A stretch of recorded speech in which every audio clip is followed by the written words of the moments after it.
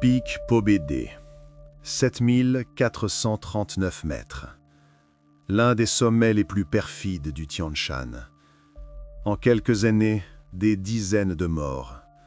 Course à la première, tentative de sauvetage, décision fatale. 3 histoires d'ascension expliqueront pourquoi cette montagne reste l'une des plus dangereuses.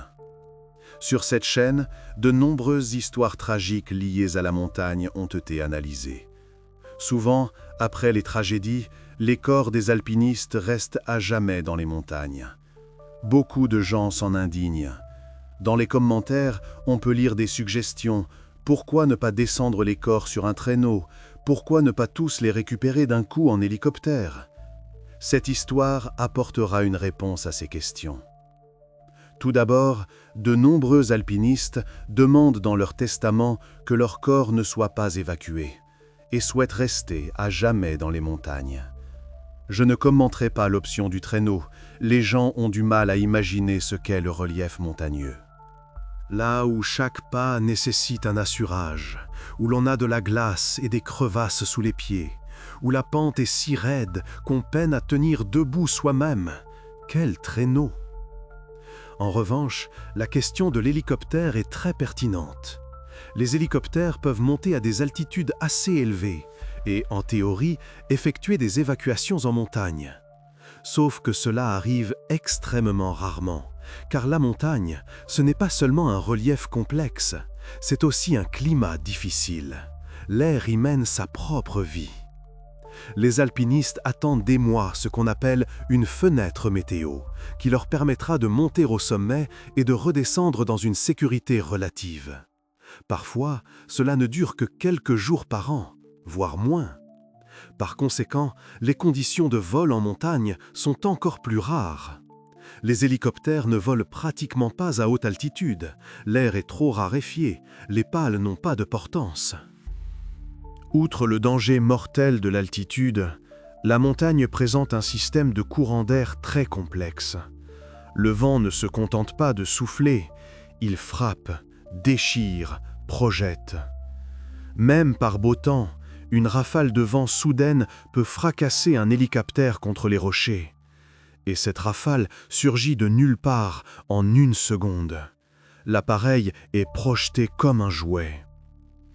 De plus, il n'y a pas toujours un endroit pour atterrir. Le plus souvent, il n'y en a pas du tout. Cela signifie que quelqu'un doit descendre sur un câble, attacher le corps, fixer le tout comme il se doit.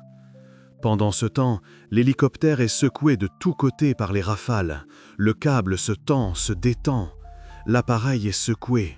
La personne au bout du câble tourne sur elle-même.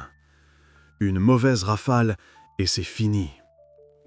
Au final, de telles opérations coûtent souvent la vie aux pilotes et aux sauveteurs. Ils viennent secourir les morts, et ce sont les vivants qui périssent. Mais on ne peut pas dire que de telles opérations de sauvetage n'ont jamais lieu. Non, les hélicoptères volent en montagne et descendent parfois des gens, même de l'Everest. Seulement, cela arrive très rarement. Il faut une qualification incroyable des pilotes, du courage et une très bonne météo. La combinaison de ces 3 facteurs en même temps est une grande rareté. À notre connaissance, même sur un sommet aussi modeste que l'Elbrus, le MCH n'utilise pratiquement pas d'hélicoptères en raison des risques élevés. Ce sont principalement des entreprises privées qui effectuent des opérations de sauvetage là-bas, celles qui sont prêtes à prendre des risques contre de l'argent. Malgré le développement des technologies, le seul moyen de descendre les corps reste l'intervention humaine. D'autres alpinistes qui montent, attachent les corps et les descendent, à la main, pas à pas. Mais même ces opérations de sauvetage n'ont pas toujours lieu, et cette histoire montrera clairement pourquoi. La première tentative d'ascension du pic Pobédé en 1955 s'est soldée par la mort de 11 personnes. Seul Ural Oussenov survécut. Mais l'année suivante, en 1956, la montagne a été vaincue. La première a été réalisée par un groupe dirigé par le célèbre alpiniste soviétique Abalakov, et ce, sans aucune perte. Il semblait que la clé avait été trouvée. En 1958, il y eut également une ascension réussie, sans victime non plus. La montagne semblait s'être calmée, montrant qu'il était possible de s'entendre avec elle. Mais en 1959, elle a de nouveau montré son caractère et a pris 4 alpinistes. Juste comme ça, pour qu'on n'oublie pas. Les alpinistes Ananiev, Dobriné et Soldatov sont morts de froid dans leur camp à 6500 mètres d'altitude. Gidleïev a réussi à descendre avec de terribles gelures, les doigts noircis, la peau arrachée, une douleur infernale. Il est mort de la gangrène à l'hôpital de Tachkent. Les médecins ont tenté de le sauver, ont opéré, amputé, mais la septicémie avait déjà commencé. L'école d'alpinisme soviétique s'efforçait de descendre les corps et menait souvent des opérations de sauvetage à grande échelle. C'était une question d'honneur. On n'abandonne pas les siens, même morts. Ainsi, cette fois-ci, à la demande des familles des 3 défunts, il fut décidé de les descendre. L'expédition de 1960 fut conçue de manière ambitieuse. Une traversée complète du massif du Pobédé depuis l'épaule ouest à 6918 mètres jusqu'au col de Tchonteren, l'ascension du Khan Tengri par une nouvelle voie depuis l'est et une série d'autres ascensions très complexes. Un programme ambitieux. Mais au-delà de l'aspect sportif, la tâche la plus importante était de descendre les corps des camarades décédés. C'était même une priorité sur les objectifs sportifs. L'expédition était une entreprise conjointe de l'équipe des syndicats et du district militaire du Turkestan. C'était une expédition vraiment puissante. De tels événements étaient extrêmement rares en Union soviétique, si tant est qu'ils aient eu lieu auparavant. Tout y a été mis, l'argent, les ressources et les meilleurs hommes. Sur les 50 alpinistes de l'équipe, 31 avaient déjà l'expérience d'ascension à plus de 7000 mètres. C'étaient de véritables grimpeurs de haut niveau, pas des débutants ni des amateurs. De plus, ils étaient très bien équipés, on n'avait pas lésiné sur les moyens. L'équipement était des plus modernes, la nourriture calorique, les médicaments en abondance. Il fut décidé de combiner la récupération des corps avec les sorties d'acclimatation. C'était logique. Pendant que tu montes, pendant que tu descends les corps, l'organisme s'habitue à l'altitude. Et ensuite, une fois les corps descendus, les alpinistes, bien acclimatés, s'attaqueraient à la traversée du pic Pobédé. Un plan raisonnable. La seule chose qui inquiétait les chefs d'expédition était la nécessité de monter par l'arête nord, très exposée aux avalanches. Mais il n'y avait tout simplement pas d'autre moyen d'atteindre les corps des défunts. Les corps se trouvaient précisément là et aucune autre voie ne permettait de les approcher. Il n'y avait aucune appréhension parmi les participants. Au contraire, tout le monde était d'humeur combative. Dans l'équipe, il y avait des alpinistes d'Ouzbékistan qui avaient parcouru cette route à plusieurs reprises et connaissaient parfaitement la montagne. Ils connaissaient son caractère, savaient où c'était dangereux, où l'on pouvait se détendre. Tout semblait se dérouler selon un plan bien établi. L'expérience était là, les hommes étaient forts, l'équipement excellent. La première sortie eut lieu le 17 juillet. L'objectif était de monter jusqu'à 5600 mètres, d'y installer un camp et d'y déposer une partie de l'équipement pour les opérations de sauvetage. Le dépôt de matériel est une pratique courante en alpinisme de haute altitude. Tu montes, tu laisses ta charge, tu redescends. Puis tu remontes, mais cette fois plus léger, et la charge t'attend déjà là-haut. Lors de la montée vers le plateau de 5200 mètres, les alpinistes décident de suivre une arête peu marquée qui descend du plateau vers le nord-ouest. L'arête est entrecoupée de petites ruptures de pente, ce qui devait empêcher la formation d'une avalanche puissante. La théorie est simple. Les ruptures de pente divisent le manteau neigeux en sections et une grande avalanche ne peut pas prendre de l'ampleur. La neige était très profonde. À chaque pas, on s'enfonçait presque jusqu'à la taille. Le groupe de 33 sportifs avançait extrêmement lentement. Celui qui est en tête fait la trace. En brassant la neige avec ses jambes, les autres suivent ses pas. mais la neige reste poudreuse, on s'enfonce quand même. Les jambes sont terriblement fatiguées. Même pas à cause de l'altitude, mais à cause de cet effort incessant pour sortir les jambes de cette bouillie de neige. À 14 heures, le temps s'est brusquement dégradé. Il a commencé à neiger, la visibilité est tombée à presque zéro. On ne voyait pas à plus de 2 mètres devant soi. La cordée de tête a dévié de l'itinéraire prévu, s'écartant vers la gauche de l'arête. Dans une telle visibilité, il est facile de perdre son orientation. Tout est blanc autour, tout se ressemble. Une partie de l'équipe propose de faire demi-tour et de suivre l'itinéraire prévu. C'est logique, pourquoi prendre des risques par mauvais temps? Cependant, les alpinistes Kadochnikov, Nagel et quelques autres, qui étaient venus plusieurs fois au Pobédé, disent « C'est une voie sûre, ce n'est pas grave si on a dévié un peu à gauche ». Eux connaissent la montagne, ils sont les mieux placés pour le savoir. Pendant ce temps, la météo ne s'améliorait pas. La neige tombait sans discontinuer. Il fut décidé d'établir un camp et d'attendre. Ils ont monté les tentes, se sont glissés dans les sacs de couchage. Ils attendent le matin. Le lendemain matin, le gel a frappé, vif, brutal. Le temps s'est amélioré, la chute de neige a cessé. Même le vent s'est calmé, un silence inhabituel. Les alpinistes se sont réveillés avant l'aube et les cordées de 3 ou 4 personnes ont repris leur progression sur la pente. Il ne restait que 200 mètres avant d'atteindre le plateau, une bagatelle en termes d'alpinisme. Ils ont même eu une liaison radio avec le camp de base, où ils ont annoncé « Nous arrivons sans encombre sur le plateau ».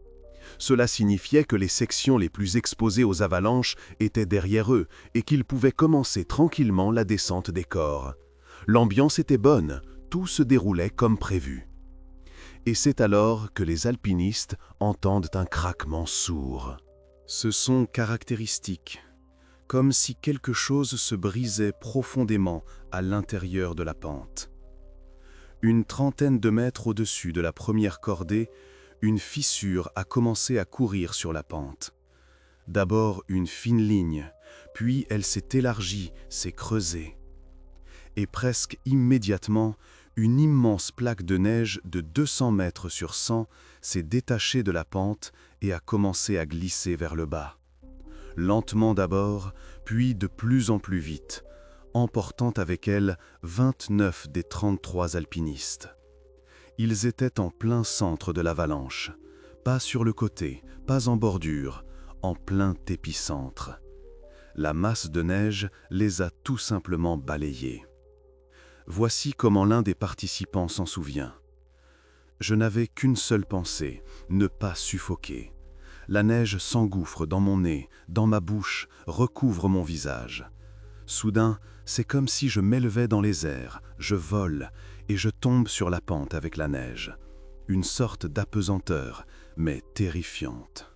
J'ai volé, décollé. Il y avait quelque chose sous mes pieds, puis de nouveau le vol. Tu culbutes, tu ne sais plus où est le haut, où est le bas. Après un certain temps, je m'arrête. Je tente frénétiquement de sortir de la neige, mais ce n'est pas si facile. Elle est dense, lourde, elle presse de tous côtés. Tout est sombre autour de moi, mes lunettes sont remplies de neige. Comme mes compagnons de cordée, Potapov, Yakouchine et Shilov, je suis empêtré dans la corde qui nous relie. Mes bras sont tordus dans une position anormale, mais j'arrive tant bien que mal à me dégager. Mes doigts n'obéissent plus à cause de la tension. Nous nous relevons et regardons autour de nous. Où sont les autres cordées? C'est la seule pensée qui nous occupe l'esprit. Où sont les autres? Certains sont déjà debout, sains et saufs. L'avalanche ne les a touchés qu'en bordure. Ils ont eu de la chance.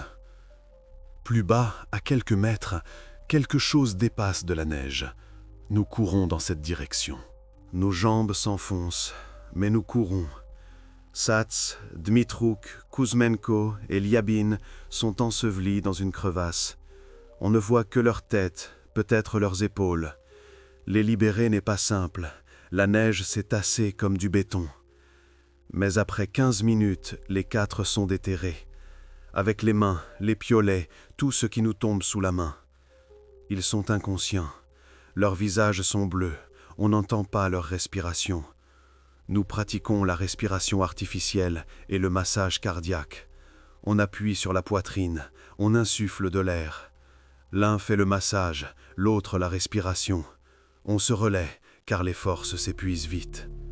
Pendant ce temps, la cordée de Sévastianov se dégage seule et déterre Loganiov et Tiatine. Mais où sont les 2 premières cordées, celles qui marchaient en tête? Je soupçonne qu'elles ont été projetées par-dessus une autre rupture de pente, encore plus bas. Nous descendons là-bas. On ne voit personne, mais il y a une énorme masse de neige d'avalanche. Nous commençons à creuser et à sonder frénétiquement. On plante les piolets, on tâte. D'abord sans résultat, que de la neige. Mais voilà qu'à 1,5 mètre de profondeur, nous sentons un corps, dur, froid. Nous commençons à creuser encore plus vite, bien que nous perdions conscience à tour de rôle à cause du surmenage. L'altitude se fait sentir, l'air manque, tout devient noir devant les yeux, il faut s'arrêter, respirer. Après 25-30 minutes, nous déterrons Bouyanov et Plotnikov. Ils ne montrent déjà plus aucun signe de vie. Leurs corps sont froids, leurs visages cireux, les yeux ouverts. Après 4h30, nous déterrons les derniers. Pendant tout ce temps, nous creusons. Les mains sont écorchées, les ongles cassés. Nous avons fait tout ce qui était possible, massage cardiaque, respiration artificielle. Nous avons appuyé sur leur poitrine jusqu'à ce que nous n'ayons plus de force dans les bras. Mais les hommes étaient déjà morts. Il s'est avéré que les 2 premières cordées, 8 alpinistes, étaient trop loin, et on n'a tout simplement pas eu le temps de les déterrer. C'étaient Bouyanov, Glembotsky, Kadochnikov, Lysenko, Litchev, Osantsev, Nagel et Plotnikov. Ces mêmes alpinistes expérimentés qui disaient que la voie était sûre. 2 autres de ceux qui ont été déterrés n'ont pas repris connaissance et sont également morts. C'étaient Kuzmenko et Sadz-Dimitrouk. Déterrés vivants, mais ils ne sont jamais revenus. Leur cerveau était resté trop longtemps sans oxygène. Les corps des victimes du 19 juillet furent descendus sur le glacier Svedotchka et le 20 au camp de base. On les a descendus à la main, sur des cordes, un travail pénible, terrible. Au final, en tentant de descendre 3 hommes, 10 des plus forts alpinistes ont péri. Ceux-là même qui devaient sauver sont morts eux-mêmes. L'expédition fut suspendue et l'équipe redescendit. La traversée, les objectifs sportifs, tout le monde avait oublié. La montagne n'a pas rendu les corps et a fait une nouvelle moisson. Plus tard, les sismologues ont déclaré que de légères secousses avaient été enregistrées dans la région du Tian Shan à ce moment-là. Il est possible qu'un petit tremblement de terre ait provoqué l'avalanche, ou peut-être qu'il y avait simplement trop de neige et qu'elle a glissé d'elle-même. Cet événement est une réponse à la question de savoir pourquoi les corps des défunts restent souvent en montagne.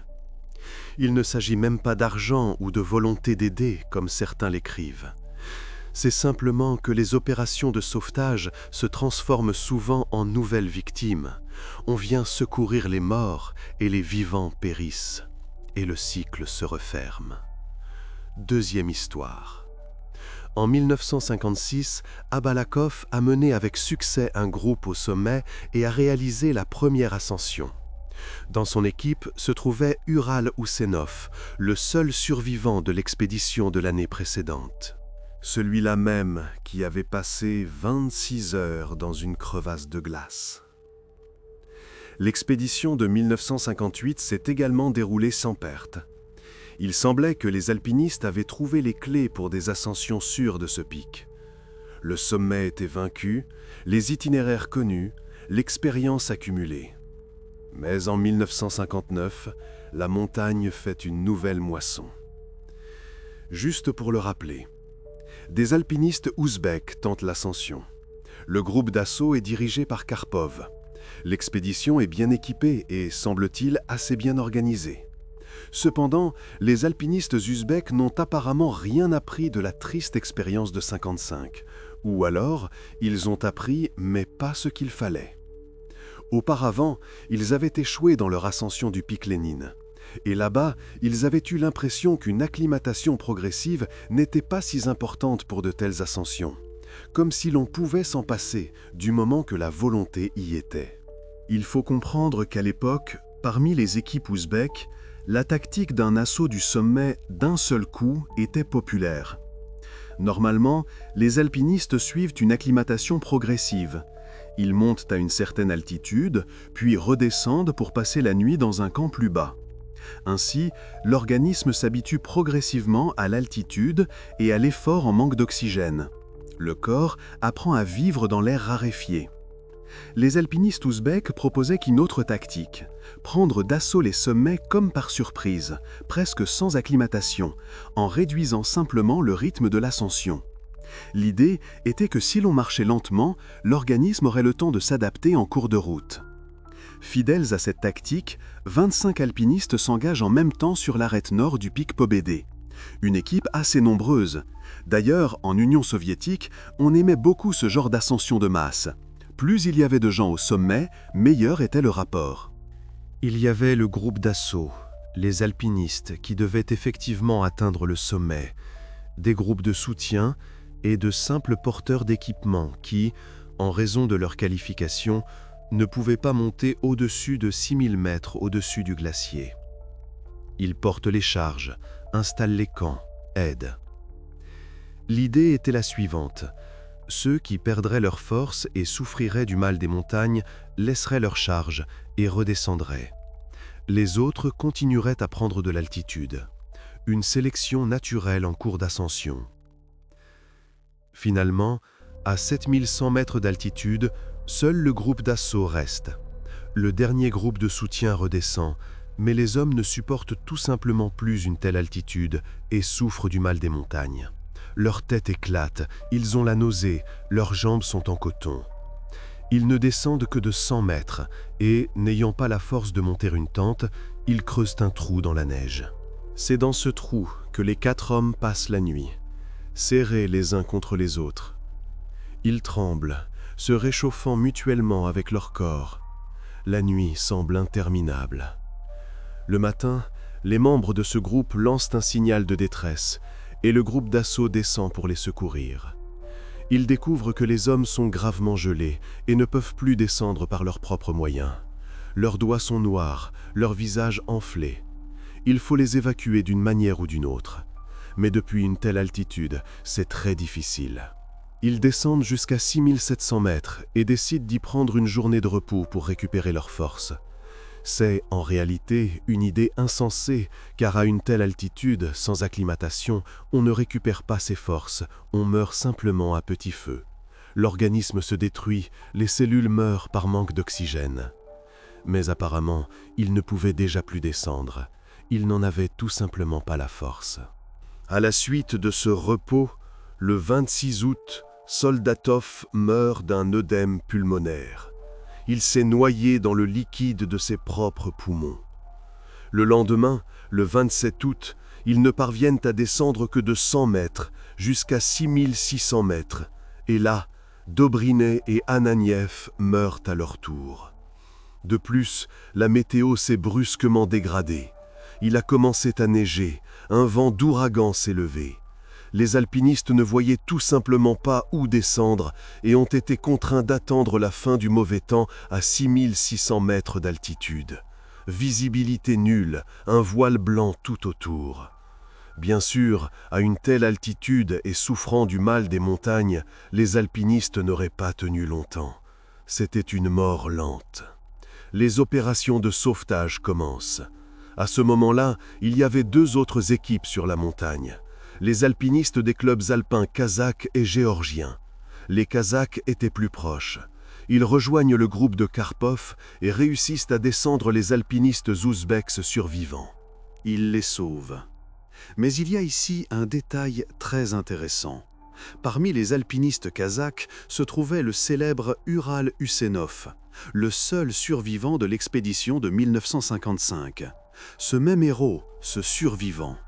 Bien sûr, on s'approche d'un alpiniste aussi fort pour lui proposer de participer aux opérations de sauvetage. Ce à quoi Ural Husenov répond par un refus. En 1955, ils ne nous ont pas secourus. Et il refuse même de sortir de sa tente. Il reste assis et silencieux. De plus, le célèbre alpiniste kazakh Korchounikov refuse également de participer aux opérations de sauvetage. On peut les comprendre. En 1955, alors que les alpinistes kazakhs mouraient, les équipes ouzbèques n'ont pas arrêté leur ascension, n'ont pas aidé. Elles ont continué vers le sommet. Et maintenant, Husenov ne veut pas risquer sa vie pour ceux qui ont abandonné ses camarades. Et un an après ces événements, en 1960, une autre grande expédition a eu lieu au pic Pobédé. Elle avait pour but de descendre les 3 alpinistes morts l'année précédente. Cependant, les sauveteurs ambitieux sont balayés par une avalanche soudaine. 10 personnes y perdent la vie. Nous connaissons déjà cette histoire. Et enfin, l'expédition de 1961. Sans aucun doute, l'ascension du pic Pobédé était très prestigieuse pour les alpinistes soviétiques, et il existait une sorte de compétition tacite entre les clubs alpins. C'est particulièrement visible dans l'exemple de l'ascension de 1955, lorsque les alpinistes kazakhs et ouzbeks se sont littéralement lancés dans une course vers le sommet, ce qui a largement contribué à la tragédie. En 1961, c'est au tour du club alpin géorgien, leur tour de prouver leur force. Les alpinistes géorgiens comptaient parmi les plus forts de l'Union soviétique. De plus, l'équipe géorgienne tentait cette ascension depuis plusieurs années, mais sans succès. Elle était prévue pour 1959, mais il avait alors fallu participer aux opérations de sauvetage et descendre les alpinistes ouzbeks. Leur propre ascension avait dû être reportée. Cette expédition était dirigée par Otar Gigineshvili, un alpiniste qui jouissait d'une grande autorité tant à Tbilissi qu'à Koutaïssi et en Svaneti. Les tentatives des années précédentes avaient permis d'identifier une voie commode et courte pour atteindre l'épaule ouest du pic Pobédé depuis le glacier Diki. C'est pourquoi le camp de base fut installé sur ce glacier. L'alpiniste Kirill Kouzmine se joint à l'expédition. Il faisait partie d'un club alpin de Leningrad, mais cette année-là, il n'avait pas réussi à former une équipe pour l'ascension. Il s'est donc joint au club alpin géorgien où il avait de nombreux amis. Un gars à nous, une connaissance. Ce qui s'est passé sur la montagne est connu principalement grâce au témoignage de Kirill Kouzmine, qui a très bien décrit ces événements. Il tenait un journal, notant tout en détail. Visiblement, se souvenant des tragédies des années passées, les Géorgiens ne se pressent pas et ne négligent pas l'acclimatation. La première sortie d'acclimatation a eu lieu le 8 août. Ils ne courent pas après les records. Voici ce que Kirill Kouzmine en dit dans ses souvenirs. Il y a énormément de neige sur le glacier et surtout sur l'arête. Là où l'an dernier, on montait de près de 1000 mètres en une journée, nous n'en faisons que 200 au maximum. Nous dégageons une tranchée devant nous avec des pelles à avalanche, mais la neige ne cesse de tomber. Heureusement que l'itinéraire suit l'arête et que les avalanches ne nous menacent pas ici. Ainsi, en progressant le long de l'arête, nous creusons de vastes grottes de neige, y laissons des réserves de matériel et de nourriture, puis nous redescendons au camp de base. Pendant ce temps, un autre groupe effectue un dépôt sous le col de Tchanteren. Le 13 août, tous les groupes sont revenus au camp de base. De ces notes, nous apprenons que la montagne a accueilli les alpinistes avec une neige profonde. En analysant les expéditions des années précédentes, on peut dire que les chutes de neige ont été l'une des causes des tragédies. En progressant dans la neige profonde, les alpinistes, souvent sans acclimatation adéquate, dépensaient toute leur force et ne pouvaient plus ni monter, ni même descendre. Leur force n'était pas consacrée à la lutte contre l'altitude, mais à la lutte contre la neige. Cependant, les Géorgiens abordent la question intelligemment.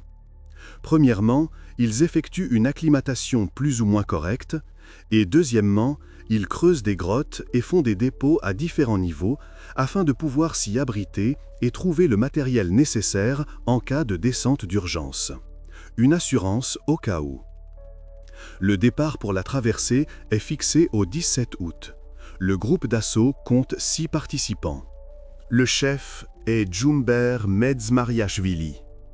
L'expédition comprenait également le légendaire alpiniste géorgien Mikhail Khergiani, l'un des plus forts alpinistes de l'Union soviétique, une personnalité qui n'avait rien à envier aux Abalakov.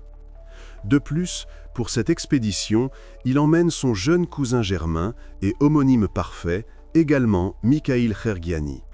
Pour ne pas les confondre, nous l'appellerons Khergiani Junior. L'équipe comprenait également Teimouras Koukianidze, Iliko Gabliani et Kuzmin qui s'étaient joints à eux. Dans le sillage des traverseurs, avec pour mission de gravir le sommet par l'épaule ouest, part un groupe dirigé par Otar Kazaradze. Et vers le sommet est du pic Pobedi, à la rencontre des traverseurs, partent Perebegig Varliani, Laertit Chartolani et Givi Tsereteli, les fils de célèbres alpinistes de Svanetsi. Des jeunes gens forts. Ainsi, 3 groupes prennent d'assaut le sommet dans différentes directions. Une offensive puissante sur la montagne depuis 3 côtés. Tous les participants étaient des alpinistes expérimentés et prêts pour une telle ascension, à l'exception peut-être de Khergiani Junior. Il n'avait encore jamais participé à des ascensions en haute altitude de ce niveau. Il avait gravi avec succès l'Elbrouz, mais l'Elbrouz est loin d'être le pic Pobedi. La différence est énorme. Sa candidature dans le groupe d'assaut a suscité de vifs débats, mais son frère aîné, Mikhail Khergiani, qui était sans doute le plus fort alpiniste de cette équipe, a insisté pour que son frère participe à l'assaut du sommet. Il dit avoir confiance en lui et le prendre sous sa responsabilité. Les autres alpinistes acceptent à contre-cœur. Que faire d'autre quand une légende insiste? Le 17 août, le départ n'a finalement pas eu lieu. Pendant la nuit, une forte chute de neige a commencé et n'a pas cessé jusqu'au soir. La neige tombait à verse. Voici ce que Kuzmin en dit dans son journal. « Nous partons le 18, avec un jour de retard. L'infatigable Givi Kalabegashvili a, entre-temps, ramené une caravane avec toutes sortes de produits utiles et savoureux. Malgré la neige profonde, la montée du groupe de traverseurs se déroule à un bon rythme. L'entraînement et l'acclimatation des participants parlent d'eux-mêmes. Le 19 août, nous avons passé la nuit dans une grotte de neige sur l'arête du sommet ouest. Nous avons également dormi dans une grotte le 20 sous le premier ressaut rocheux. Le 21 août, nous avons franchi les premiers et deuxièmes ressauts rocheux et avons planté la tente à 6400 mètres d'altitude. Dans des conditions de vent d'ouragan le 22, nous n'avons réussi à monter que de 60 à 80 mètres et avons tendu la tente au milieu d'un amoncellement de blocs de granit. Le vent déchirait la toile, tentait d'arracher les piquets. Mais le 23 août, comme pour compenser le faible gain d'altitude de la veille, nous étions déjà à 15 heures sur l'épaule ouest du massif du Pobedi, au sommet de 6918 mètres, que nous avons proposé de nommer pic Vajjab-Chavela, célèbre écrivain et poète de Géorgie. Nous marchons encore 40 minutes et nous arrêtons pour le bivouac dans une combe au milieu de l'arête menant au sommet principal du pic Pobedi. Nous passons la nuit dans une grotte. Un repos tranquille à 6900 mètres est particulièrement souhaitable. La fatigue se fait déjà sentir chez la plupart des membres du groupe. Malgré la neige profonde et le vent d'ouragan, grâce à une bonne acclimatation et une bonne préparation physique, le groupe s'approche du sommet même du pic Pobedi et se prépare à l'assaut final. Tout semble bien se passer. Mais ce dernier effort est généralement le plus difficile. Les forces diminuent de plus en plus, elles quittent les hommes littéralement à chaque heure qui passe. L'altitude vous vide de toute votre énergie. Si l'on se souvient de l'expédition de 55, elle aussi s'est arrêtée à seulement 100 mètres du sommet du pic Pobedi. Mais revenons au journal. À 10 heures du matin, le 24 août, nous partons. J'espère franchir le sommet dans la journée. Mais au début, Mika Kerguiani Jr. avance lentement. Et vers le milieu de la journée, le temps se dégrade fortement. Et nous nous arrêtons avant le ressaut sommital à une altitude d'environ 7000 mètres.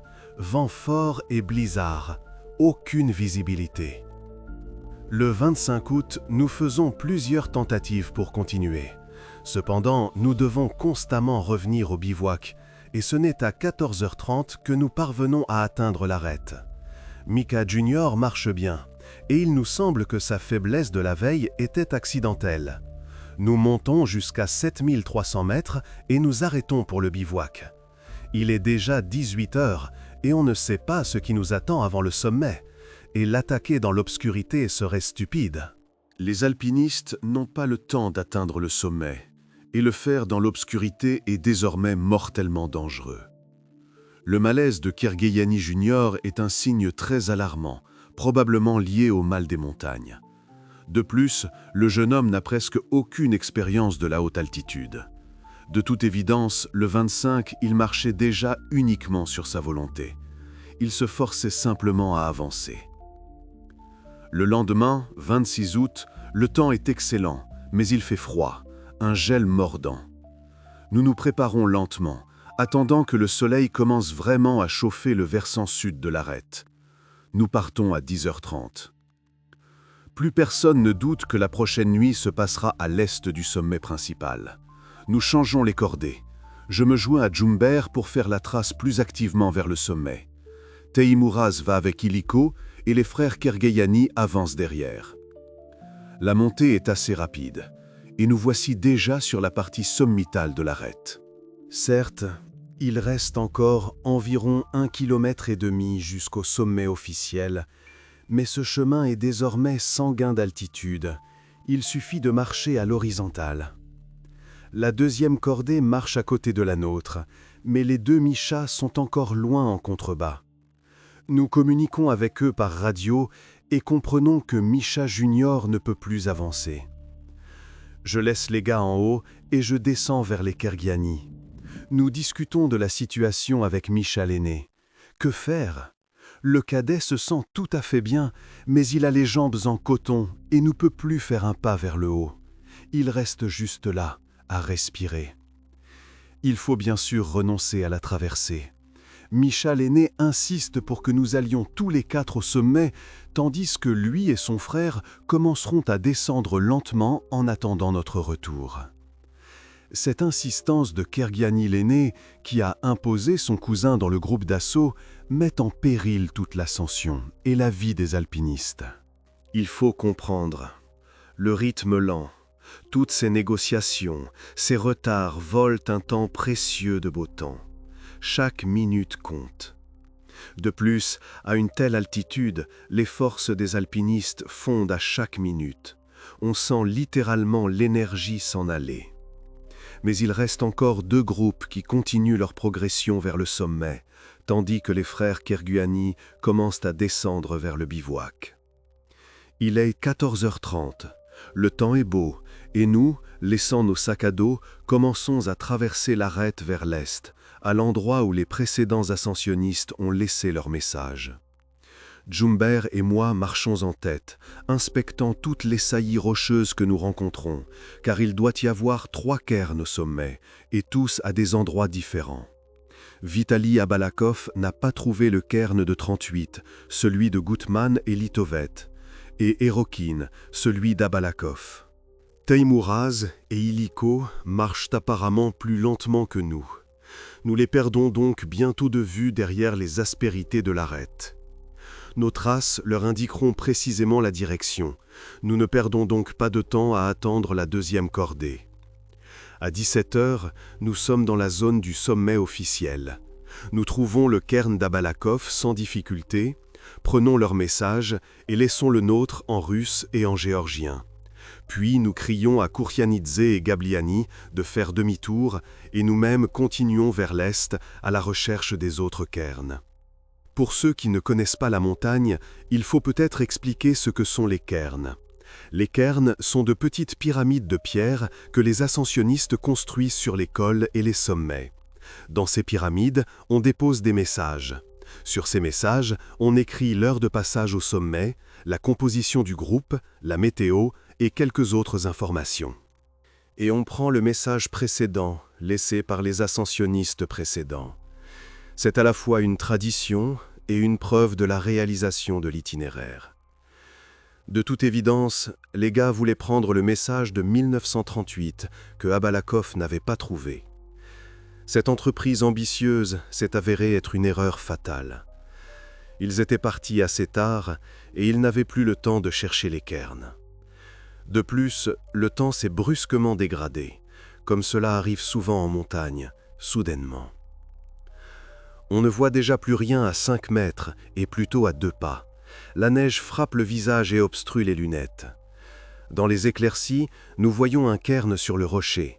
C'est sûrement le cairn des Roquines. Ils ont décrit l'endroit avec assez de précision, mais il n'est pas facile de l'atteindre. Il faut encore des efforts pour lutter contre le blizzard.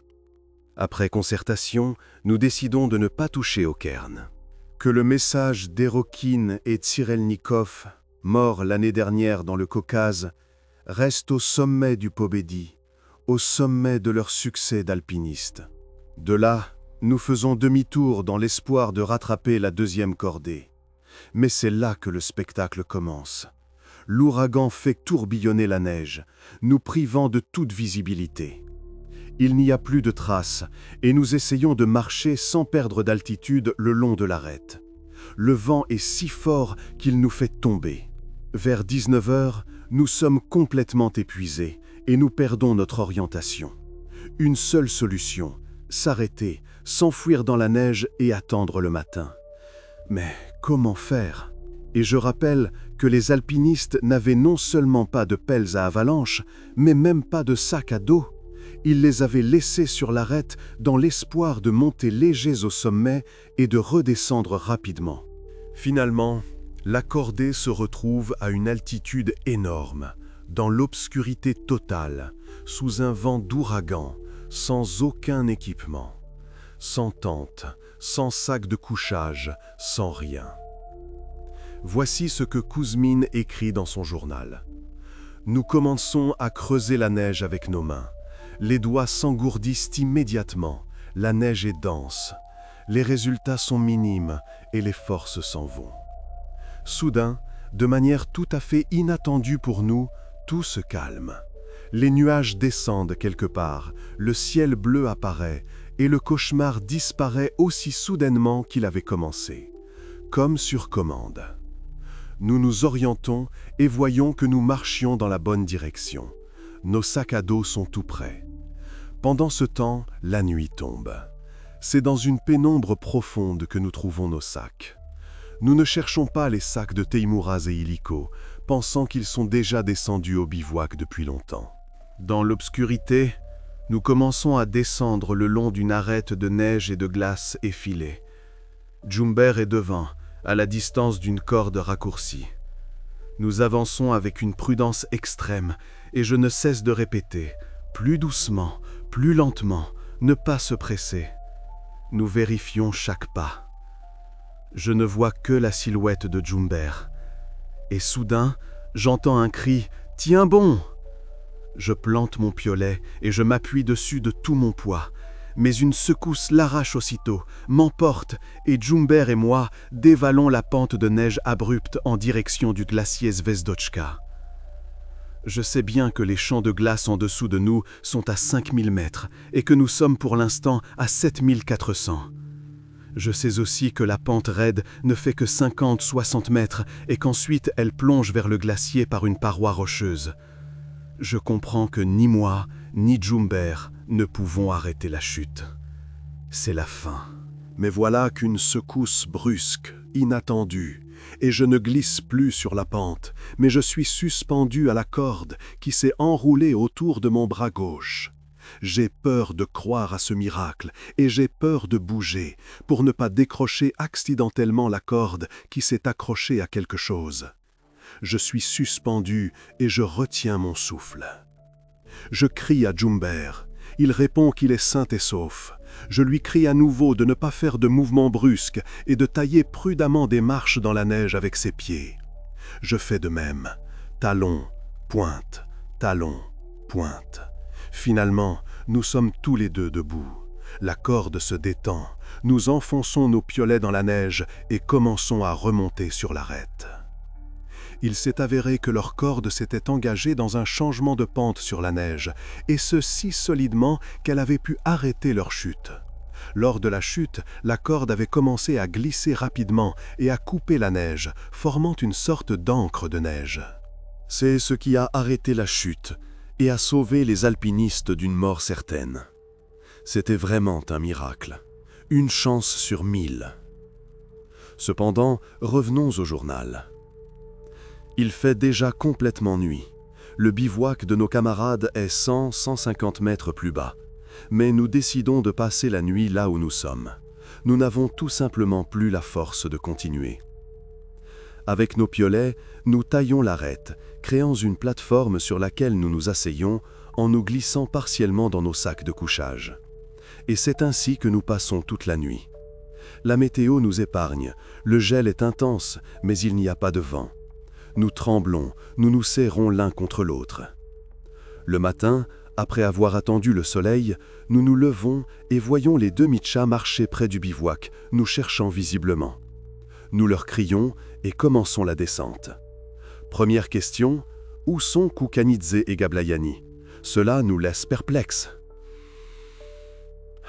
Arrivés au bivouac avec le sentiment que le plus dur et le plus effrayant était derrière nous, nous sommes de nouveau dans l'angoisse.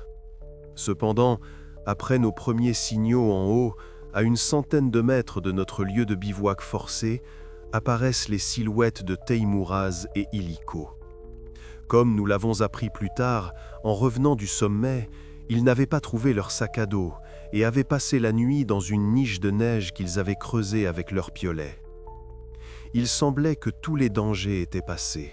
Le groupe était de nouveau réuni, tous vivants. Il ne restait plus qu'à descendre, ce qu'ils commencent à faire. La cordée des frères Kergiani part la première en descente. Ils ont eu le temps de se reposer et sont donc partis les premiers. Derrière eux marchaient Djumber et Kuzmin, et en dernier, Illico et Teimouraz. Pendant cette descente, Illico dévisse et tourne dans le vide, mais Teimouraz le retient et il reste suspendu à la corde. On le hisse sur l'arête et, apparemment, tout s'est bien terminé. De la chance. Cependant, de toute évidence, lors de cette chute, Illico se blesse et commence à se plaindre d'une douleur au flanc droit. Quelque chose à l'intérieur a été endommagé lors de la secousse. Les alpinistes décident d'établir un camp et de reprendre des forces. Djumber, Teimouraz et moi nous installons dans la tente, tandis que Misha, l'aîné, creuse à côté une grotte pour lui et son frère, afin que nous ne soyons pas trop à l'étroit à 6. Pendant la nuit, Illico commence à se plaindre de douleurs au foie. Il s'avère qu'il s'agit d'une vieille maladie, et que l'altitude et l'hypothermie de la nuit précédente l'ont apparemment aggravé. Auparavant, il n'avait rien dit de sa maladie, et les médecins, visiblement, ont raté quelque chose, ou alors il l'a caché. Au matin, il était très affaibli, mais il tenait bon, et nous continuions à considérer Misha Junior comme le plus faible d'entre nous. Nous décidons à nouveau de laisser partir les 2 frères Kergiani en premier, et nous, partant plus tard, les rattraperons. Nous nous préparons lentement, aidons Illico à s'habiller, et il sort le premier de la tente pour se réchauffer au soleil. 15 minutes plus tard, Djumber appelle Illico, mais il ne répond pas. Il est assis sur une saillie rocheuse, comme s'il dormait, la tête penchée sur la poitrine. Nous sommes tous sortis de la tente en courant, et nous avons compris que ce n'était pas le sommeil, mais la mort silencieuse de notre merveilleux camarade. Il s'est simplement assis et est mort. Djumber court après les Kergiani partis, les rattrape et consulte Misha l'aîné. Nous prenons la décision commune d'enterrer Illico, ici, sur les rochers du pic Pobedi, à 7000 mètres d'altitude. C'est contraire aux traditions de Svaneti, mais nous n'avons pas d'autre choix. Après avoir fait une tombe de pierre, nous laissons le corps d'Illico. Ici, cette vieille maladie qui Illico avait eue lui prend la vie. En montagne, à haute altitude, avec le manque d'oxygène et les énormes efforts physiques, le corps humain fonctionne à la limite de ses capacités. Et toutes les faiblesses, problèmes et maladies s'aggravent instantanément. De plus, la forte secousse lors de la chute a pu provoquer l'aggravation des problèmes de foie. Les organes internes ont été endommagés. Mais, comme c'est souvent le cas dans de telles histoires, un malheur n'arrive jamais seul. Lors de la montée vers le sommet Vajrapchavela, Mika Junior refuse de nouveau de marcher. Il reste juste immobile. Mais ici, la descente n'est plus loin. Nous le hissons avec une corde. Nous organisons le bivouac 150 mètres sous le sommet. C'est le 29 août. Le temps est clair, mais glacial. Nous décidons à nouveau de laisser partir les frères Kergiani en premier. Mika Junior descend assez bien, et ils disparaissent rapidement derrière le changement de pente de l'arête. Notre trio, après avoir plié le bivouac, commence également la descente.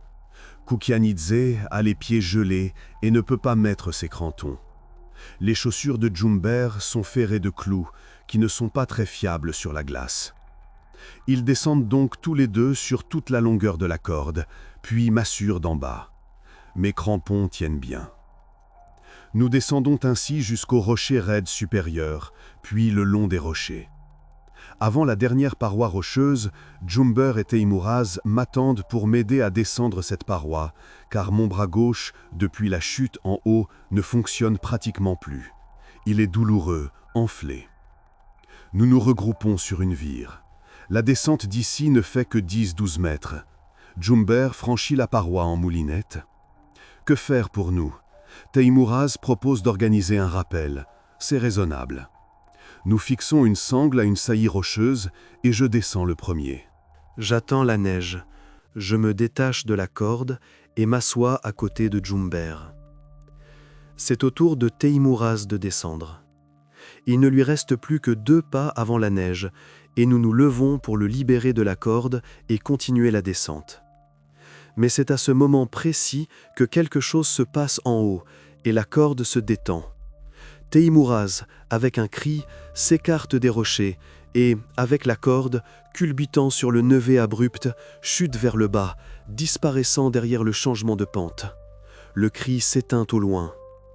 Dans sa chute, il heurte Jumber. Celui-ci tombe mais s'arrête rapidement. En revanche, une pierre lui tombe dessus immédiatement, ayant probablement sectionné la corde en haut. La pierre atteint Jumber au bras. Il nous semble qu'il y a une plateforme derrière le changement de pente et que Teimuraz pourrait s'y arrêter. C'est environ 200 mètres de nous. Nous vidons nos sacs à dos de tout le superflu, laissons la tente. Nous allons devoir descendre sans assurance, car il n'y a plus de corde. Les 2 cordes ont dévalé la pente. Prudemment et lentement, nous descendons par le chemin de notre montée, dans le but de traverser ensuite la pente au niveau où Teimuraz a pu s'arrêter. Nous avançons avec beaucoup d'incertitude. Chaque pas est un risque. Dans un couloir rocheux abrupt, je sens mon sac à dos me pousser loin du rocher. Je suis sur le point de tomber dans le vide. Mais là, Jumber, qui est descendu en premier, me retient et tout se passe bien. Enfin, nous sommes sur la plateforme d'un de nos bivouacs. Altitude 6400 mètres. De là, nous décidons de traverser vers la droite. Au début, il y a de la neige sur la pente et les marches tiennent bien. Progressivement, la couche de neige s'amincit. Il faut tailler des marches dans la glace sous-jacente. Jumber est en tête. À mes propositions répétées de me laisser passer devant, il répond par le silence. C'est très dur pour lui. Il est le chef du groupe et un ami proche de Teimuraz. Le chef du groupe ne laisse pas passer Kuzmin, bien que ce dernier soit manifestement moins fatigué, et il avait des crampons qui tenaient bien sur la glace. Mais Jumber est submergé par l'émotion, le sentiment de culpabilité, le chagrin, la responsabilité. Il ne reste plus beaucoup de chemin avant l'endroit d'où nous devrions voir toute la trajectoire de la chute de Kukianidze. Pour une raison quelconque, Jumber se tourne face à la pente, et au même instant, son pied glisse de la marche, et les clous dérapent sur la glace. Quel dommage que ce ne soit pas des crampons. Les pointes avant auraient sans aucun doute assuré son arrêt. Jumber tombe sur la pente, tente de s'arrêter avec son piolet, mais celui-ci lui échappe des mains. D'abord lentement, puis de plus en plus vite, Jumber glisse vers le bas et disparaît de ma vue derrière un tournant du couloir. Sans un bruit, c'est terrifiant. Je reste là à le regarder partir, incapable de faire quoi que ce soit pour le sauver. Le couloir abrupt de 400 mètres sous moi se termine par une paroi verticale d'1 kilomètre qui plonge sur le glacier Zvedochka. Je ne me souviens pas comment je suis revenu sur le replat d'où nous avions commencé à traverser la pente, et je commence à descendre lentement. Mon esprit fonctionne au ralenti, comme dans un délire. Quand et où sera mon tour dans cette tragédie absurde ? Je me contente de mettre un pied devant l'autre, automatiquement. Ce n'est que dans les passages difficiles que je me mobilise pour lutter pour ma vie. Je crains particulièrement de charger accidentellement mon bras gauche et de ne pas supporter le choc de la douleur. Il me reste au moins 1400 mètres de descente jusqu'aux autres, avec de l'escalade sur des sections de glace et de roches abruptes. Les Kerguiani sont loin devant. J'essaie de les appeler, mais bien sûr, ils n'entendent pas. Quelque temps plus tard, je les aperçois loin en contrebas sur une crête de neige. De minuscules silhouettes. C'est seulement au crépuscule, à 5000 mètres d'altitude, que le colosse géorgien Avtandil Arvlediani vient à ma rencontre. En apprenant ce qui s'est passé, il se couvre le visage de ses mains et s'assied dans la neige. Ses épaules sont secouées de sanglots. Il pleure, sans aucune retenue. Nous arrivons au camp de base le 30 août. Ici, tout le monde est déjà au courant. Avec la longue vue, ils ont observé la chute de Teymuraz et le dévissage de Jumber. Les hommes qui nous ont rejoints sur la crête formaient une équipe de secours, envoyée suite à notre signal du 28 août. Et, avant de descendre au camp de base, Micha Khergouyani et d'autres alpinistes se sont approchés du pied de la paroi de l'épaule ouest, sur le glacier Zvezdochka, et y ont découvert les corps de nos 2 camarades. Plus tard, leurs corps ont été transportés au camp de base, puis rapatriés à Tbilissi et enterrés au cimetière mémorial aux côtés des personnalités célèbres de Géorgie. C'est ainsi que s'est terminée l'expédition de 1961. Si mon opinion vous intéresse, cette tragédie a de multiples causes. Il y a eu le mauvais temps et le manque d'équipement. Comme nous nous en souvenons, Jumber n'avait pas de crampons. Et, bien sûr, les facteurs émotionnels. Ce sont eux, à mon avis, qui ont été la cause principale de la tragédie. D'abord, Michael Kerguiani a fait entrer son jeune frère dans le groupe d'assaut, un frère qui, de toute évidence, n'était pas prêt pour une ascension de ce niveau. Mais usant de son autorité, il l'a pris dans l'équipe et a finalement dû consacrer toutes ses forces et son temps à veiller sur lui. Il est évident que les compétences d'un alpiniste comme Michael Kerguiani auraient été utiles au reste de l'équipe et auraient certainement sauvé la vie de l'un des alpinistes. Mais, au lieu de cela, il a fait descendre son jeune frère, qu'il avait pris sous sa responsabilité. La loyauté familiale a primé sur le professionnalisme. Ensuite, il y a eu le comportement au sommet, où ils ont cherché des cairns pendant très longtemps, manifestement guidés par une certaine ambition et le désir de récupérer toutes les notes. Le prestige, la tradition, tout cela est important, mais pas plus que la vie. Puis, la maladie cachée d'Illico, dont il n'a jamais parlé et que personne ne connaissait. Si la commission médicale avait su qu'il avait des problèmes de foie, il n'aurait très probablement pas été autorisé à participer à cette ascension. Mais il a gardé le silence. Il voulait atteindre le sommet à tout prix. Et aussi le comportement du chef de groupe, Jumber, qui, submergé par l'émotion, n'a pas laissé passer Kuzmin devant lui, bien que ce dernier ait eu des crampons, ce qui a provoqué sa chute. Peut-être que je me trompe, mais ce sont précisément ces subtils facteurs émotionnels qui ont conduit à ce qui s'est passé. Bien que, peut-être, c'est justement pour ces émotions, pour cette véritable amitié, pour ce risque réel et pour cette vie intense, bien que courte, qu'ils allaient en montagne. Peut-être que c'est là tout le sens. Troisième histoire. Durant l'été 1955, s'est joué un drame presque oublié. Une compétition entre les alpinistes de Tachkent et d'Almata pour être les premiers à gravir un sommet sans nom, le deuxième plus haut du RSS. Il sera plus tard baptisé Pic de la Victoire. Mais pour comprendre l'ampleur de la tragédie, il ne faut pas commencer en 1955, mais en 1988. Des alpinistes soviétiques se préparaient pour l'ascension du Kangchenjunga, un 8000 himalayen de 8586 mètres. L'événement était de taille, un itinéraire des plus complexes, auquel s'ajoutaient les difficultés pour voyager à l'étranger. La préparation a duré 2 ans et s'est achevée par une traversée d'entraînement du pic de la Victoire, un itinéraire qui rappelait en partie celui de l'Himalaya, bien que l'altitude fût moindre. En effectuant la traversée, non loin du sommet, le groupe est tombé sur le camp de l'expédition de 1955. Tout semblait indiquer que les gens venaient de partir. Tentes, équipements, vêtements. Le temps semblait s'être arrêté. Il n'y avait pas de corps. Ils avaient été descendus dans les années 50 par une équipe de recherche. Le chef d'expédition, Konstantin Kouzmin, a décrit plus tard ce qu'il a vu. Nous approchons de l'endroit où une corde est fixée, une petite vire, des affaires éparpillées, des piolets et des crampons complètement neufs qui traînent, visiblement jetés avant la descente, comme un poids superflu. Le métal brille comme s'il avait été acheté la veille.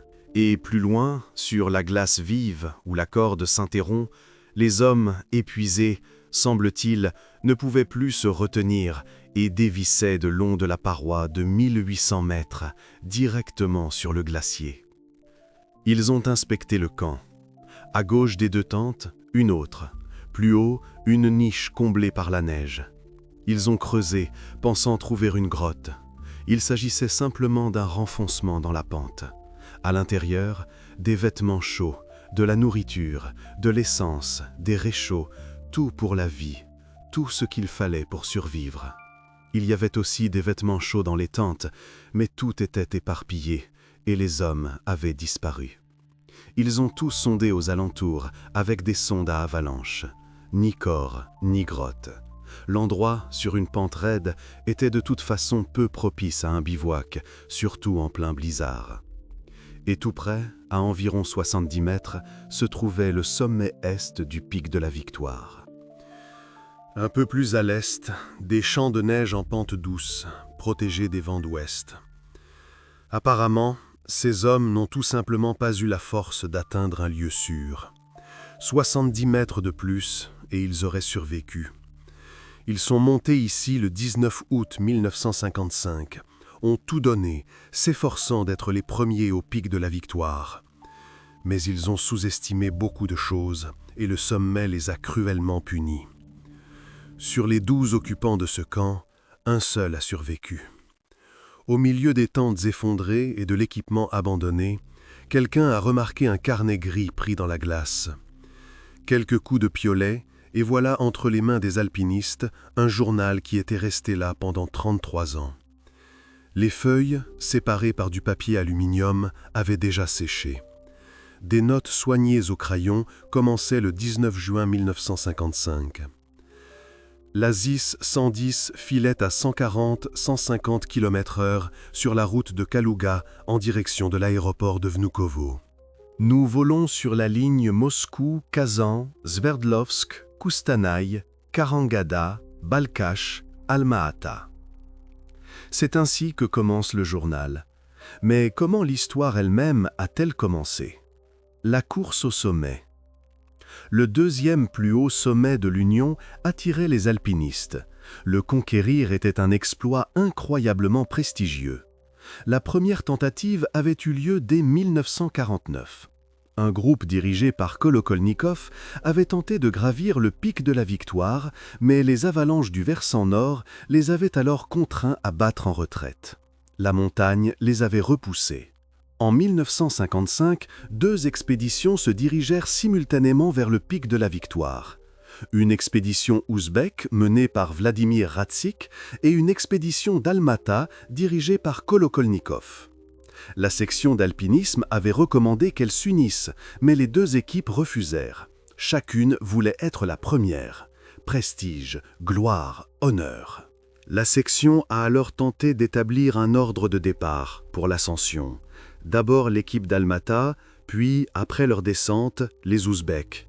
Cependant, ces directives sont restées lettres mortes. Les alpinistes les ont ignorées. Les honneurs iraient à celui qui monterait le premier.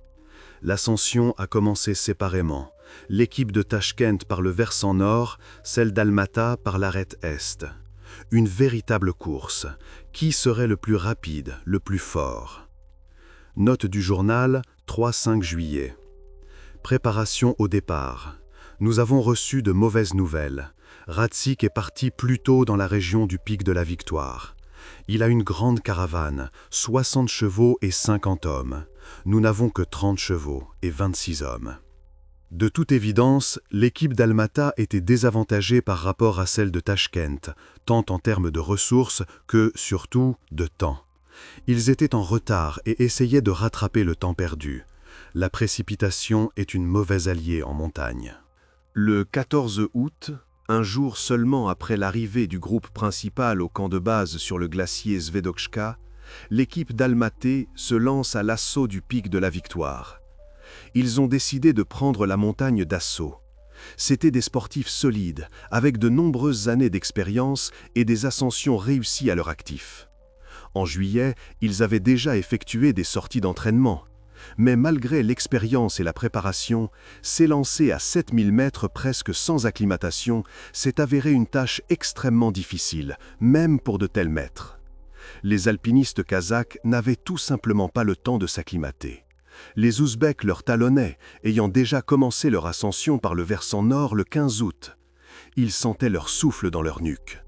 L'assaut réussi du Khan Tengri l'année précédente donnait confiance à l'équipe d'Almaté, et ils se sont jetés dans la bataille sans regarder en arrière, confiants en eux-mêmes, confiants en leurs camarades.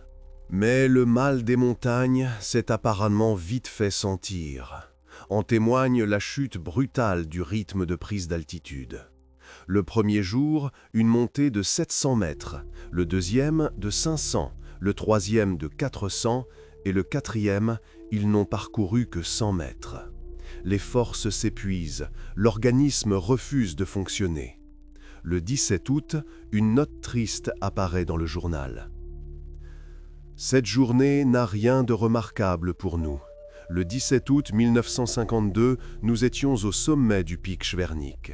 Le 17 août 1953, nous partions à l'assaut du pic Korzenevskoï. Le 17 août 1954, nous étions au sommet du pic de la Révolution. Et aujourd'hui, cette journée n'a rien de remarquable. Nous sommes sur l'arête, des sections de rochers et de neige très complexes, à une altitude dépassant celle de l'Elbrouz. La fatigue commence progressivement à se faire sentir. Les alpinistes avaient en effet de quoi s'inquiéter. Au moment de cette note, le groupe se trouvait à 6350 mètres, bien plus haut que l'Elbrouz. Pendant la nuit, l'un des participants a commencé à souffrir de violents maux de tête. La tête éclate presque de l'intérieur. Suspectant un œdème cérébral dû au mal des montagnes, il décide de le faire descendre. 3 autres l'accompagnent. Il ne reste plus que 12 personnes dans le groupe. Le lendemain, les alpinistes sont montés jusqu'à 6800 mètres. C'est là que la dernière note a été écrite dans le journal. Le travail d'hier en altitude s'est fait sentir. 4 d'entre nous sont contraints d'arrêter l'ascension et de redescendre. Nous râpons à nouveau lentement vers le haut. La neige est encore assez bonne, dure, mais on rencontre des sections très meubles. À 6100-6200 mètres, nous avons été pris dans un vent très fort soufflant de Chine. Le désir d'atteindre l'arête sommitale aujourd'hui n'a pas été couronné de succès. Nous avons installé le camp à 6800 mètres. L'altitude commence déjà à se faire sentir. Maux de tête, mauvais sommeil. Cette année-là, il y avait beaucoup de neige sur le pic de la Victoire, et le temps était assez chaud. Les alpinistes devaient donc constamment faire la trace dans la neige meuble, s'enfonçant parfois jusqu'à la taille. Ce type de progression épuisait leur dernière force. Chaque pas était un combat. Le 19 août, le temps était beau, mais à cause de la neige, l'équipe n'a pu monter que de 100 mètres et a établi son camp dans un endroit peu approprié. Il ne restait qu'une centaine de mètres jusqu'au sommet. Il semblait qu'un dernier effort, un jour de plus, et le pic serait conquis. Si près. Pour la nuit du 18 août, ils se sont installés à 23 heures. Une tente plus bas sur l'arête, les deux autres sur une proéminence. Pendant la nuit, le temps s'est brusquement détérioré. Un vent d'ouest très violent s'est levé et une chute de neige a commencé, ensevelissant peu à peu les tentes. La neige s'accumule, pèse d'en haut. Les hommes sont à une altitude énorme, presque sans acclimatation, et souffrent du mal des montagnes. Ils les privent de leur dernière force, de leur volonté, de leur désir de lutter pour leur vie. Le cerveau fonctionne au ralenti, les pensées sont visqueuses. En restant couchés dans les tentes ensevelies par le vent et la neige, les gens commencent simplement à suffoquer. L'oxygène se raréfie. Pendant la nuit, les réchauds et la radio ont cessé de fonctionner à cause du froid. L'un des alpinistes, Oural Oussenov, a été réveillé par la pression sur la tente. Elle était ensevelie sous la neige.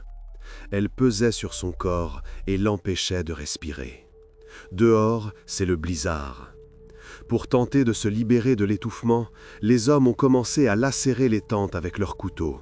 La neige s'est engouffrée par les fentes, et avec elle est venu le froid. Le vent glacial s'y engouffre, brûle le visage. Les alpinistes ont commencé à déblayer la neige. Quelque temps plus tard, Alexandrov est monté d'en bas. Il portait des untas aux pieds et tenait un sac de couchage que le vent lui a arraché une seconde plus tard. Il a filé et a disparu dans l'obscurité. Il a annoncé que la tente d'en bas était ensevelie sous la neige et que les gens mouraient de froid. Les alpinistes ont fixé une corde, sont descendus et ont remonté Tchipilov, Solodovnikov et Tcherepanov. Des 3 tentes, une seule tenait encore debout. Les 12 alpinistes se sont retrouvés dans une seule petite tente, à l'étroit, dans une atmosphère suffocante et terrifiante. Les ascensionnistes épuisés ont établi des tours de garde pour déneiger la tente. Ils espéraient encore que le temps s'améliorerait le matin et qu'ils pourraient atteindre le sommet. Mais leur rêve ne devait pas se réaliser. Le blizzard n'a fait que s'intensifier. Le vent hurlait, la tente craquait. Le matin du 20 août, ils ont décidé de creuser une grotte. Mais l'altitude et le manque d'acclimatation correcte ont eu raison d'eux. Les hommes s'effondraient d'épuisement. Tu creuses 2 ou 3 fois et c'est tout. Tu suffoques, tu n'arrives pas à reprendre ton souffle. Ils n'ont pas réussi à creuser une véritable grotte. Le vent avait balayé la neige, révélant la glace en dessous. Ils n'avaient plus la force de tailler la glace. La grotte ressemblait plus à une petite niche dans la neige où se sont entassés 12 alpinistes frigorifiés. À ce moment-là, la panique et l'apathie, causées notamment par le manque d'oxygène, s'installent dans le groupe. Le chef, Tchipilov, a apparemment perdu le contrôle de la situation, et peut-être de lui-même. Il prend une dernière décision. Les alpinistes Sigitov et Oussenov doivent descendre chercher de l'aide. Les autres peuvent agir comme bon leur semble. Comme bon leur semble. Des mots terribles à une telle altitude. Souslov se joint au duo. 4 autres voulaient les accompagner, mais quelqu'un a dit « Mieux vaut rester à l'abri dans la grotte que de mourir à la descente ». Les autres décident d'attendre la fin du mauvais temps en haut. C'était une erreur fatale. Finalement, seuls 3 hommes quittent le camp. Sigitov, Oussenov et Souslov. Ils entament la descente après une journée entière dans le blizzard à 6400 mètres. Les autres se sont enfouis dans la neige et ont attendu le matin. Attendu un miracle. Le matin du 21 août, au lever du jour, Souslov s'est senti mal, mais le trio a continué la descente. Dans le blizzard, ils ont perdu leur direction et sont partis trop à droite. Lorsqu'ils ont vu des rochers jaunes au lieu des rochers violets, ils ont compris leur erreur. Il a fallu remonter. Perte de temps, perte de force.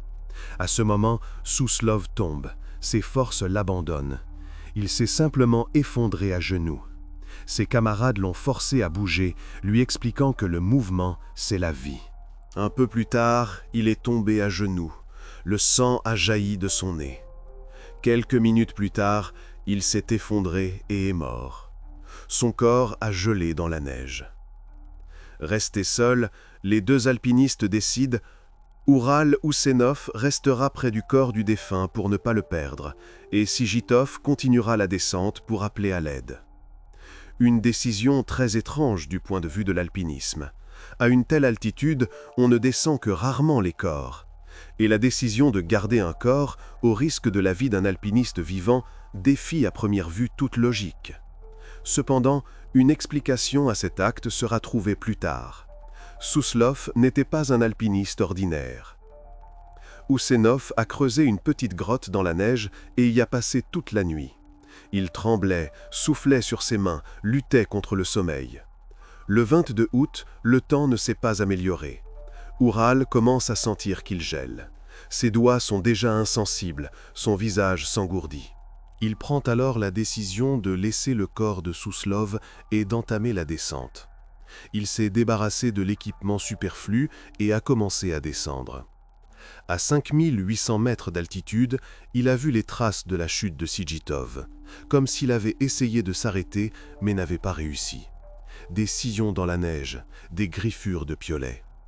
Il se souviendra plus tard, « J'ai découvert les traces de Sigitov, qui se terminaient par une trace de glissade et plongeait en direction du col de Tchanteren. » Oural Oussenov a continué sa descente toute la journée et toute la nuit suivante. Il était presque mort de fatigue, mais il comprenait, s'il s'endormait, il mourrait. Fermez les yeux, et c'est la fin. Il marchait comme un automate, déplaçant ses jambes mécaniquement. Le matin du 23 août arrive. Sur le glacier Zvedochka, Oural décide de prendre un raccourci et de passer par le côté gauche de la crête, plutôt que par la droite, comme l'avait fait le groupe lors du portage. Il semblait que la chance lui souriait à nouveau. Le temps s'était amélioré, il faisait plus chaud, et il a commencé à croire qu'il atteindrait les autres. Le soleil brille, il n'y a pas de vent. Mais à midi, la descente s'est interrompue. Oural Oussenov tombe dans une crevasse sur le glacier Zvezdochka. Une chute rapide, l'obscurité, et l'alpiniste se retrouve coincé dans la crevasse. En essayant de s'assurer, une de ses chaussures s'est détachée. Il ne lui en reste qu'une.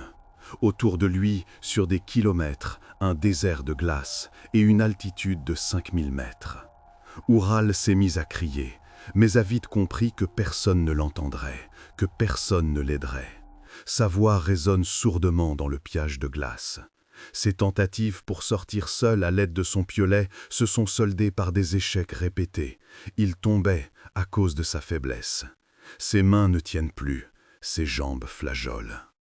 Avec son piolet, il a réussi à détacher un glaçon qui est tombé et a formé une traverse horizontale. Être dans la crevasse est devenu un peu plus confortable. Se souvenant de la façon dont les musulmans enterrent leurs morts, en creusant la tombe non pas vers le bas mais sur le côté, Oural Oussenov a taillé un renfoncement et s'y est glissé. Il n'avait pas peur. Il comprenait qu'il était lui-même responsable de ce qui arrivait et qu'il devait donc tenir jusqu'au bout. Il a accepté son destin.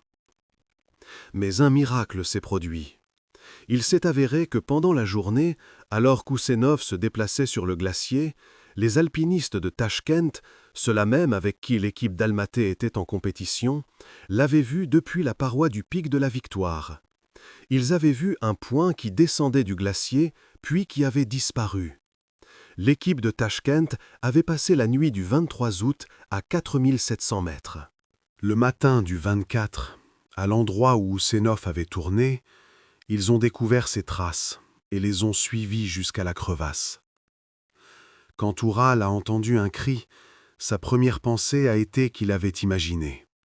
Une hallucination due au froid et à la fatigue. Mais il a ensuite levé les yeux et a vu des glaçons tomber. Donc, il y avait bien quelqu'un là-haut. Il a entendu la voix de Shevchenko. Il a senti l'espoir renaître pour la première fois depuis longtemps. On lui a lancé une corde, il s'est encordé et on a commencé à le hisser, lentement, prudemment. Oural Oussenov a passé 26 longues heures dans la crevasse. Il a subi des gelures aux mains et aux pieds, mais il a été le seul survivant de son équipe. 24 heures plus tard, un groupe de l'expédition kazakh, dirigé par Semchenko, a trouvé le corps de Gontcharouk, mort d'épuisement. Les sauveteurs arrivés sur place sont montés sur la crête le 8 septembre et ont trouvé à 6400 mètres les corps d'Ankoundiaf et un peu plus haut celui de Tcherepanov. Tous deux étaient morts de froid dans leur sommeil. À 6930 mètres d'altitude, ils ont trouvé 2 tentes déchirées, des affaires et de l'équipement, mais il n'y avait pas de corps dans le camp, seulement une corde coupée qui descendait dans le vide. Peut-être que les hommes épuisés n'ont pas pu se retenir et ont dévissé de la paroi de 1800 mètres directement sur le glacier. Mais cela, personne ne le saura jamais. Leurs corps n'ont jamais été retrouvés. Les corps de Souslov, de Sigitov, ainsi que des 6 autres membres de l'expédition, Shipilov, Akishev, Alexandrov, Solodovnikov, Rispayev et Sedjanov, n'ont à ce jour pas été retrouvés. Il ne fut pas difficile d'identifier l'auteur du journal trouvé le 27 juillet 1988. De Moscou, 3 ascensionnistes avaient été envoyés pour renforcer l'expédition. Souslov, Sedjanov et Rispayev. Sedjanov et Rispayev avaient participé aux ascensions mentionnées dans le journal. Par conséquent, le journal appartenait à Rispayev. Quant à savoir qui était Souslov, cela est resté une énigme pour beaucoup pendant de longues années. Ensuite, des événements très inhabituels se produisent. Presque immédiatement, une opération de recherche d'une ampleur incroyable pour l'Union soviétique est organisée en montagne. À cette époque, on ne descendait généralement même pas les corps d'une telle altitude. Même sauver des alpinistes vivants à 7000 mètres était une tâche quasi impossible. Mais ici, non seulement les chercheurs trouvent les corps des défunts, mais ils cherchent aussi très longtemps les disparus à près de 7000 mètres d'altitude. C'était une opération de recherche tout simplement irréelle pour l'époque. De plus, elle était bien sûr classée secrète. Rien d'inhabituel. Cependant, à cette époque, la plupart des accidents et des tragédies en montagne et en tourisme étaient tenus secrets. C'était plutôt la norme. Mais il y a d'autres détails. Dans l'équipe des victimes se trouvait un participant mystérieux, un certain Souslov, sur lequel il n'y avait pratiquement aucune information. Or, il n'était autre que le neveu d'un membre du politburo du comité central, Mikhail Souslov, l'un des dirigeants du pays. Voilà pourquoi Oussenov gardait son corps. Il comprenait que sinon, il y aurait de gros problèmes. C'est pourquoi les opérations de sauvetage étaient supervisées par le premier vice-président du Conseil des ministres de l'URSS, Anastas Mikoyan. Le sommet de l'État cherchait l'un de ses parents. Cela explique aussi la ZIS 110. Les alpinistes et touristes ordinaires ne bénéficiaient pas de telles voitures. Cela explique aussi l'ampleur de l'opération de recherche. Qu'est-il donc arrivé à l'alpiniste survivant Oural Oussenov ? On pourrait consacrer un article entier à cet ascensionniste. Il a une biographie très intéressante, de nombreuses ascensions incroyables et difficiles. Il n'a pas abandonné la montagne. Il ne s'est pas effondré après tout ce qu'il a vécu. Dès l'année suivante, en 1956, au sein du groupe d'Abalakov, il réalise la première ascension du pic de la Victoire et gravit la montagne qui avait résisté à ses camarades. Il monte là où ses amis sont morts. Ural Oussenov a continué à faire des ascensions en haute altitude jusqu'en 1969, lorsque, sur les pentes du Khan-Tengri, il a vu mourir sous ses yeux Yuri, le fils de son ami Evgeny Kolokolnikov. Il a alors promis de ne plus faire d'ascension et s'est reconverti en entraîneur. Il transmettait son expérience aux jeunes. Ural Oussenov s'éteint le 2 mai 2015. Il avait 85 ans. Voilà comment 3 histoires d'une même montagne montrent pourquoi l'alpinisme n'est pas seulement un sport. C'est un combat contre la nature, contre soi-même, contre les circonstances. Parfois, ce combat se termine par une victoire, parfois par une tragédie. Le pic de la victoire reste l'un des sommets les plus dangereux du Tian Shan. Et ce n'est pas seulement une question d'altitude ou de difficulté technique. C'est que la montagne exige des alpinistes une préparation sans faille, une excellente acclimatation, des décisions justes et une bonne dose de chance. Et elle exige aussi de l'humilité, la conscience que le sommet n'est pas toujours à notre portée et que parfois la décision la plus sage est de faire demi-tour.